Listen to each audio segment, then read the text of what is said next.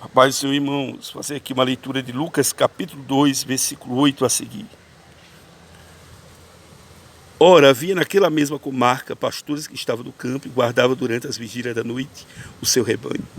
E eis que um anjo do Senhor veio sobre eles, e a glória do Senhor os cercou e resplendeu e tiveram grande temor. E o anjo lhe disse: não temais, porque eis aqui vos trago novas de alegria, que será para todo o povo, pois na cidade de Davi vos nasceu hoje o Salvador, que é Cristo Senhor. E isto vos será por um sinal: achareis um menino envolto de pano e deitado numa manjedoura. E no mesmo instante apareceu um anjo, uma multidão dos exércitos celestiais louvando a Deus, dizendo: glória a Deus nas alturas, mas na terra boa vontade para os homens, para com os homens. E aconteceu que, ausentando-se deles os anjos para o céu, disseram os pastores uns aos outros: vamos, pois, até Belém, vejamos isto que aconteceu e que o Senhor nos fez saber. E foram apressadamente e acharam Maria, José e o menino deitado na manjedoura. E veio divulgar a palavra acerca do menino, e foram dita, e todos que ouviram se maravilharam do que os pastores diziam. Mas Maria guardavam todas essas coisas, conferindo-as em seu coração. E voltaram os pastores glorificando e louvando a Deus por tudo que tinham ouvido e visto como havia dito. Amém? Glória a Deus. Irmãos, estou aqui contemplando esse quintal, esse terreno, né? E me lembrei desse texto de Lucas capítulo 2. Fala do encontro que os pastores tiveram com os anjos celestiais. A Bíblia não diz quantos anjos eram. Se eram dois, se eram três. Geralmente, quando a gente assiste um desenho, vê um filme de Hollywood, um filme da Rede Globo, mostram três pastores. Mas a Bíblia não numera quantos pastores eram.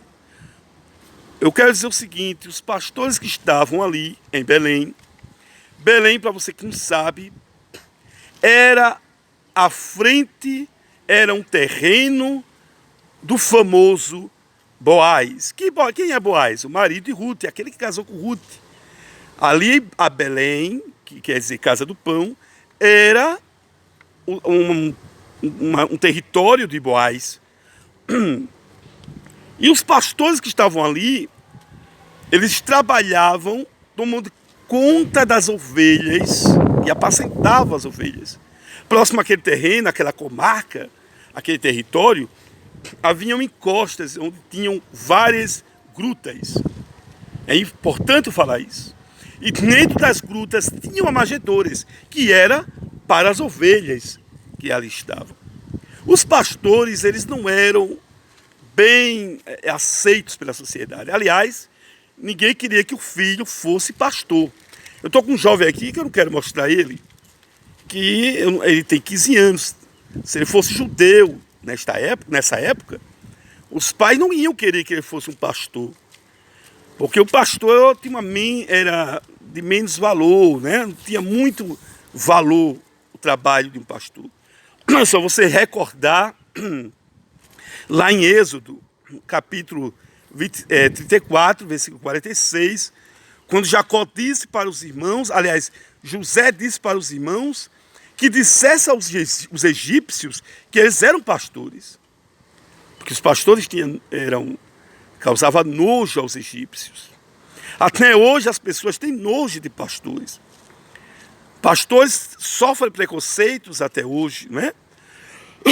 Mas era natural que os pais quisessem, né, que os filhos fossem sacerdotes, mestres, rabis, fariseus, menos pastores.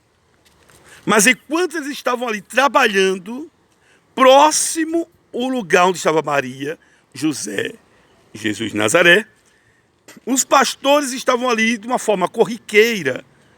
Eles não esperavam o que ia acontecer. De repente, eles olharam para os céus e viram um anjo sobre eles, vindo sobre eles, né? acima dele, sobre. E o anjo disse, não tem mais. Eu trago uma palavra, uma palavra nova, uma palavra, um evangelho, que é o novo, que é uma nova notícia, né? Então, quando eles viram aquele anjo, o anjo disse, não tem mais. Acabou de nascer na cidade de Davi. Davi, filho de Jessé, neto de Obed e bisneto de Boaz, esposo de Ruth. Então veja bem, na cidade de Davi nasceu Cristo, o Messias, o Senhor. E ele é o nosso Salvador. E tu terás o sinal. O sinal é que ele estaria em volta de um pano. E os pastores ficaram impactados com essa notícia boa, né? A boa notícia, o evangelho.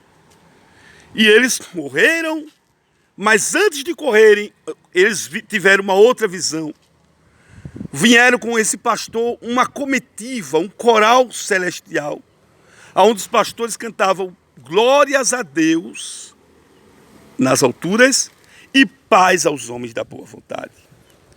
Lembra que o imperador de Roma conseguiu estabelecer paz entre os homens, mas os anjos disseram paz na terra, glórias a Deus nas alturas e paz aos homens de boa vontade. A paz aos homens de boa vontade. Ele estava indicando que este que nasceu conseguia ser glorificado no céu e glorificado na terra.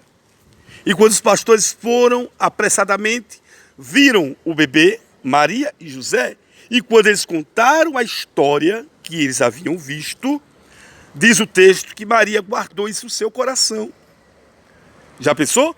Testificando-a, os pastores receberam a ordem. Diga a Maria, diga a José, que o sonho que José teve e aquele anjo Gabriel que avisou Maria não foi uma ilusão dela e nem foi ilusão de José. O menino nasceu. O menino que nasceu aí não foi uma obra humana, veio do Pai e do Espírito Santo. Que coisa linda, né, irmãos? É lindo ou não, jovem? É. Bênção de Deus. Jesus nasceu. Mas eu preciso finalizar dizendo que o anjo, ele é mensageiro. Gabriel quer dizer mensageiro de Deus. O anjo que apareceu para Jacó no capítulo 32 de Gênesis, ele veio trazer uma notícia para Jacó. O anjo que apareceu para Abraão no capítulo 18 de Gênesis, sempre os anjos são mensageiros. Mas nesse texto que eu li, os anjos transferiram a sua função de mensageiro para os pastores. O que é que eu aprendo com isso? Que agora os pastores têm a função de transmitir a boa notícia. Que maravilha.